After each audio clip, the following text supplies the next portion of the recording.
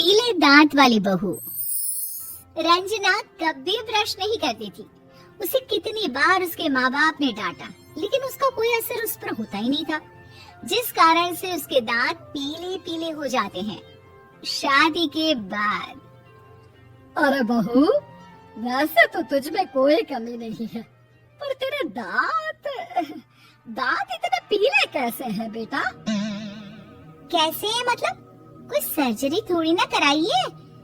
वो तो क्या नाम, मैं ब्रश नहीं करती थी तो पीले हो गए। अब क्या करूं? आप कहे तो लाल करवा लूं या फिर काले? यार ये क्या है, क्यों माँ से लड़ रही हो? लड़ रही हूँ? अरे मैं लड़ रही हूँ या ये बोल रही है कि दांत पीले है, पीले। अरे तपस्या थोड़ी ना की है इन्हें पीले करने के लिए।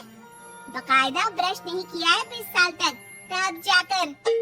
छी, कैसी बात कर रही हो? ये उस वक्त तो पीले नहीं थे जब हम लोग तुम्हें देखने आए थे। अरे तब साफ करवा लिया होगा डेंटिस्ट के पास जाकर। अब देखो कैसे पीले पीले लग रहे हैं। रंजना सास की तरफ गुस्से से देखती है। फिर शुरू हो गई पीले पीले पीले। अरे पीले तो तब भी थे जब मेरे हाथ का रसगुल्ला उड़ा उड़ा कर खा रही थी और बोल रही थी लड़की नहीं, गुणों का खजाना दे रहे भाई साहब आप। अब वो लोग करते भी तो क्या करते, पीले दांत वाली बहू पल्ले पड़ी थी तो झेलना तो था ही। एक दिन कीर्तन में रंजना गाना गा रही थी। अरे कमला बहन, माँ का द्वार है, यहाँ तो सब शुद्ध होकर आता है, फिर अपनी बहू को ब्रश भी नहीं करवाती तुम। दूर से पीले पीले दांत भक्ति में बाधा उत्पन्न कर रहे हैं। अरे कोई 2 साल के बच्चे थोड़ी ना लेकर आई हूँ मैं बहू बनाकर। अच्छी खासी लड़की है, अरे कैसे करवाऊं ब्रश? ये तो उसे खुद करना चाहिए ना। अब माँ बाप तो इसके जैसे तैसे निपटा दिए, ये नहीं सोचा कि सास कैसे संभालेगी। सास बहू को लेकर घर आ जाती है, लेकिन सोच लेती है कि अब इसे लेकर कहीं नहीं जाएगी। अगले रोज बहू कहती है, अरे क्या हो गया, मंदिर नहीं जाना क्या? कीर्तन का वक्त हो रहा है। मेरी मधुर वाणी से कान्हा जी जागते हैं और सोते हैं। आप तो जानती है ना उनकी भक्ति में कितना मन लगता है मेरा। वो क्या है ना, तबीयत ठीक नहीं लग रही है मेरी, आराम करूंगी मैं। तबीयत ठीक नहीं लग रही?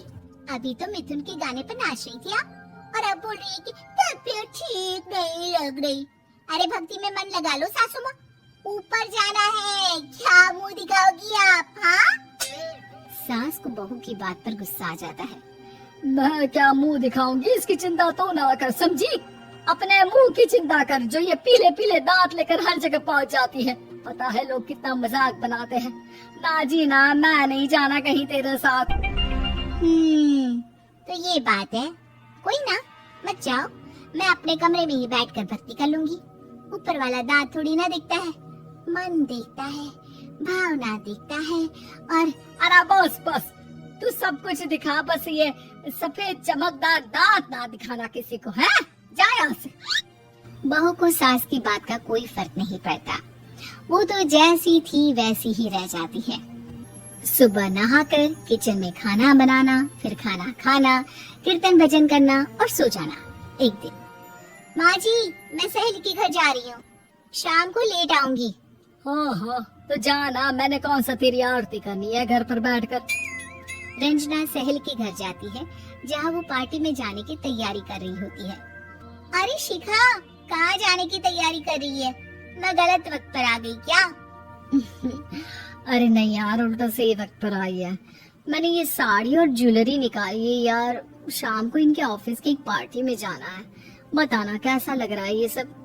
नहीं यार, इस ड्रेस के साथ तो वो वाली ज्वेलरी अच्छी लगेगी। हाँ हाँ सही बोल रही है, मैंने ध्यान ही नहीं दिया। वैसे तो हमेशा से मस्त फैशन सेंस रखती है, तो बड़ा जाती होगी ना पति के साथ पार्टी में। रंजना कुछ नहीं बोलती, बस सोचती है कि यार काश ये बात सही हो जाती, पर मैं क्यों नहीं जाती पार्टी में? क्या इन लोगों की कोई पार्टी होती नहीं होगी?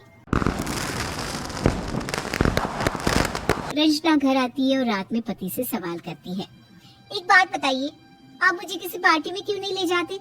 क्या आपके यहाँ ऑफिस में पार्टी नहीं होती? पति बेचारा क्या कहता कि दांत पीले हैं तुम्हारे इसलिए। अरे कोई पार्टी होती नहीं हम लोगों के ऑफिस में, तो कहाँ से लेकर जाऊं? और मार्केट, मॉल, कहीं वीकेंड घूमना, कहीं तो। अरे यार, सारे हफ्ते में एक छुट्टी मिलती है, तो सोचता हूँ कि आराम ही कर लूं। क्यों? रंजना मन मार के रह जाती है।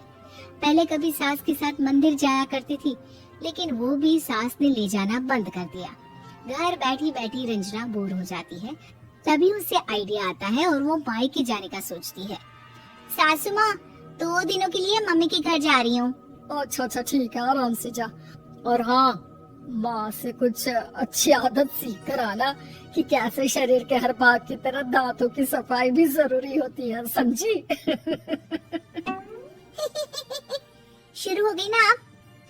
वो लोग आपकी तरह नहीं है कि छोटी छोटी बात का बतंगड़ बना दे। उन लोगों के लिए मैं मायने रखती हूँ, ना कि मेरे पीले पीले दांत। रंजना माँ को बिना बताए उन लोगों को सरप्राइज देती है, लेकिन जैसे ही वो दरवाजे पर पहुँचती है, अंदर देखती है कि घर वाले कहीं जा रहे होते हैं। अब माँ, काश रंजना दीदी के दांतों वाली प्रॉब्लम नहीं होती, तो वो भी हम लोगों के साथ चलती ना बुआ जी की बेटी की शादी में। हाँ बेटा, लेकिन अब उसे कौन समझाए कि उसको उसके पीले दांत नहीं दिखते, लेकिन उसके आसपास के लोगों को कितना एम्बैरेसिंग फील कराते हैं। मुझे तो कितनी बार उसके स्कूल की टीचर ने शिकायत की कि उसके साथ कोई लड़की बैठना भी नहीं चाहती, और ना ही कॉलेज में कोई उससे बात करना चाहता था। लेकिन पता नहीं क्यों उसे ये बात समझ में ही नहीं आती। कोई कमी नहीं है उस लड़की में, बस यही के दांत पीले हैं। वो तो भला हो जीजाजी और उनकी माँ का, जो दीदी को जैसी है वैसे ही रखा हुआ है। रंजना को अपने घर वालों की बात सुनकर बहुत दुख होता है। वो सोचती है कि वो क्या करे, लेकिन फिर वो सीधा डेंटिस्ट के पास जाती है, अपने दांत चमकाती है और कसम खाती है कि वो रोज ब्रश करेगी। और क्या हो गया? तुम तो 2 दिनों के लिए गई थी ना, पर कोई ना, अच्छा है, चलो आ गई तो। रंजना सास के सामने आकर खड़ी हो जाती है और पूरी स्माइल करती है, उसके चमकदार दांतों को दिखाती हुई। है? चले मंदिर? माँ, मुझे माफ कर दीजिए, मैंने आप लोगों को बहुत एम्बैरेसिंग फील करवाया। मैं आज से रोज ब्रश करूंगी।